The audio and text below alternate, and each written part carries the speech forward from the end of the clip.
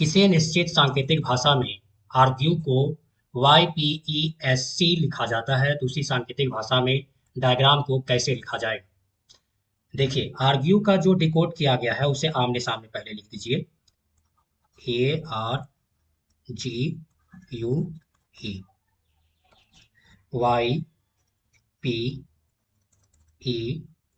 YPESC। ए से 2 लेटर पीछे Y है, R से 2 लेटर पीछे P है, G से 2 लेटर पीछे E है, U से 2 लेटर पीछे S है और E से 2 लेटर पीछे C है। इसी प्रकार से डायग्राम का होगा DIAGRAM।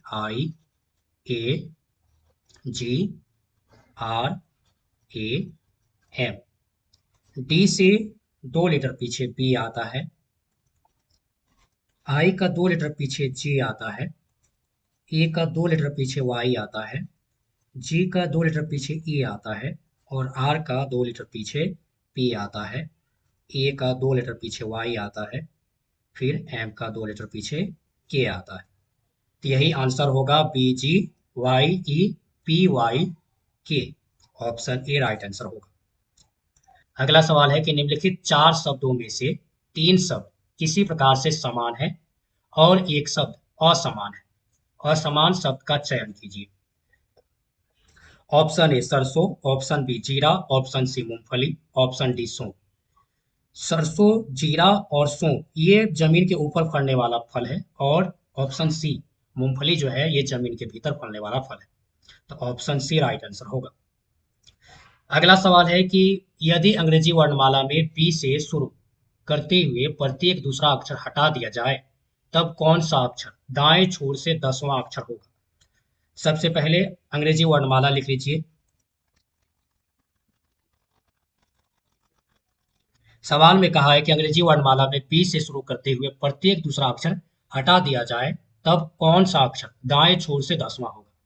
तो बी से शुरू करते हुए ए लिखिए, बी को हटाइए, यहाँ सी लिखिए, डी को हटाइए ई लिखिए, एफ को हटाइए जी लिखिए, एच को हटाइए आई लिखिए। इसी प्रकार से के हो जाएगा, एम हो जाएगा, ओ हो जाएगा, Q, S, U, W, Y. कहा है कि दाएं छोर से यानी इधर से दाएं छोर से 10वां अक्षर कौन सा होगा? 1 2 3 4 5 6 7 8 9 10। 10वां अक्षर कौन सा होगा? तो जी होगा। ऑप्शन ए राइट आंसर होगा। अगला सवाल है कि पहिमा जितेश की बहन है और पहिमा की मां अजीजा का केवल एक ही भाई मुनीर है। आसमा अजीजा की मां है, सुरेश आसमा का दामाद है। सुरेश का पहिमा से क्या संबंध है? पहिमा जितेश की बहन है, पहिमा की मां अजीजा है, अजीजा का केवल एक ही भाई मुनीर है।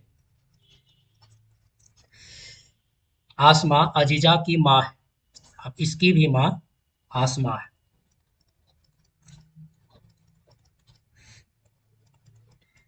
पहिमा की मां अजीजा, अजीजा की मां आसमा। सुरेश आसमा का दामाद है। अब सुरेश आसमा का दामाद है, ये हो जाएगा पति पत्नी।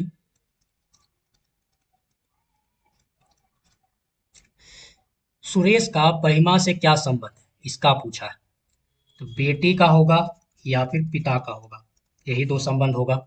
ऑप्शन सी राइट आंसर होगा, पिता।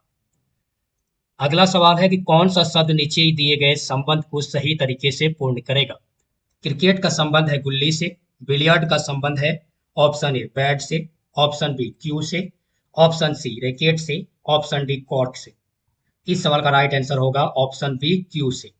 बैट क्रिकेट से संबंधित है, रैकेट टेनिस से संबंधित है और कॉर्क ये बैडमिंटन खेलने के लिए यूज किया जाता है। अगला सवाल है कि सावन की वर्तमान आयु अक्षांश की आयु से 4 गुना है। अब से 10 वर्ष बाद सावन की आयु अक्षांश की आयु से 2 गुनी हो जाएगी। सावन की वर्तमान आयु कितनी है? तो सबसे पहले अक्षांश की आयु से 4 गुना है, तो मान लीजिए अक्षांश की वर्तमान आयु x वर्ष, इसलिए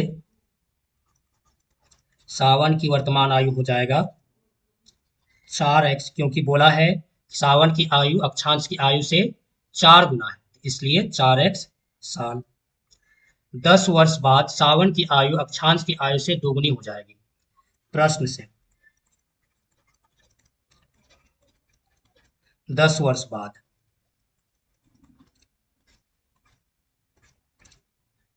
सावन की आयु अक्षांश की आयु से दोगुनी हो जाएगी।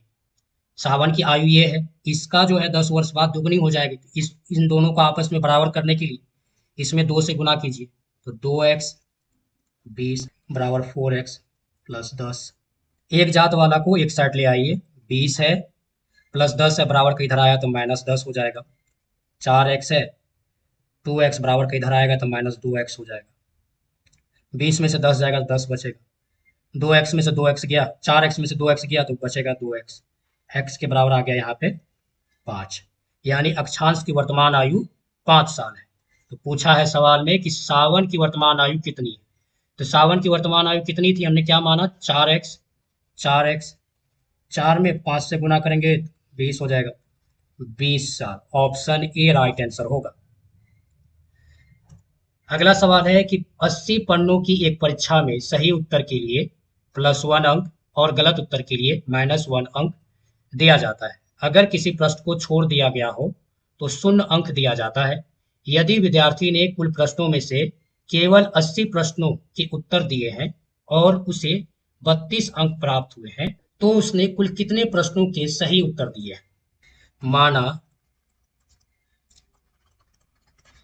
सही प्रश्नों की संख्या x है और उत्तर दिए गए प्रश्नों की संख्या, कहा है यदि विद्यार्थी ने कुल प्रश्नों में से केवल 80% प्रश्नों के उत्तर दिए, तो इसलिए 80 गुना 80 बटा 100, इसको 8 8 64। प्रश्न से सही प्रश्नों की संख्या x है, तो सही प्रश्नों के लिए दिया गया है 1 अंक और उत्तर दिए गए प्रश्नों की संख्या 64 है, इसमें से x घटा देंगे तो ये बच जाएगा यहाँ गलत दिए गए प्रश्नों की संख्या।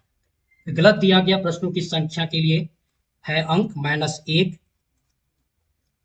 इसको जोड़ दीजिए, टोटल अंक मिला है 32। अब इसको सॉल्व कीजिए, x को 1 से गुना करेंगे x आएगा, 64 को -1 से गुना करेंगे तो प्लस माइनस -64 होगा, माइनस x को -1 से गुना करेंगे तो प्लस x होगा, बराबर 32। 2x 32 -64 जो है बराबर का इधर आएगा तो प्लस 64 हो जाएगा। 2x 32 64 ऐड होके हो जाएगा 96। x बराबर होगा 96/2, इसको भाग दीजिए आएगा 48। x का मान आया 48। तो सवाल में पूछा है कि तो उसने कुल कितने प्रश्नों के सही उत्तर दिए हैं। तो ऑप्शन सी राइट आंसर होगा, 48 प्रश्नों के सही उत्तर दिए हैं। यही सवाल में पूछा जाता कि तो उसने कुल कितने प्रश्नों के गलत उत्तर दिए हैं तो क्या आंसर आता।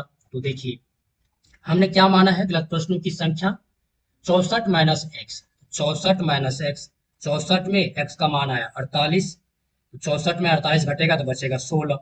तो गलत प्रश्नों की संख्या हो जाएगा 16। अगर ये पूछता तो ऑप्शन बी राइट आंसर होता।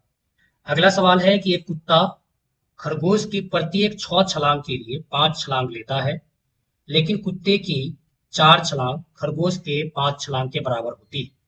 कुत्ते और खरगोश की चाल का अनुपात क्या है। चाल बराबर होता है दूरी बटे समय। कुत्ता और खरगोश का अनुपात पूछा है। एक कुत्ता खरगोश की 6 छलांग के लिए 5 छलांग लेता है। समय यानी टी,